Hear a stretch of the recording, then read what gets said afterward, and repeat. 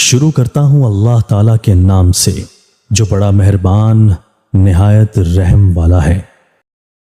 عمرو بن شعیب اپنے والد سے، وہ ان کے دادا سے، وہ معاذ بن جبل سے روایت کرتے ہیں کہ صحابہ کرام نے رسول اللہ صلی اللہ علیہ وآلہ وسلم کے پاس ایک آدمی کا تذکرہ کیا۔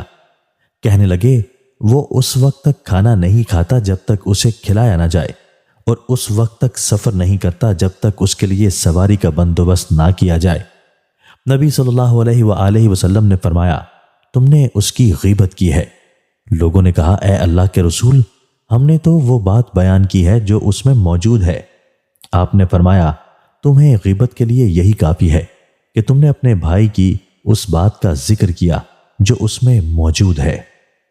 عبداللہ بن عمر رضی اللہ تعالیٰ عنہ سے مروی ہے کہ رسول اللہ صلی اللہ علیہ وآلہ وسلم نے فرمایا، تم میں بہترین لوگ وہ ہیں جو اخلاق میں اچھے ہیں۔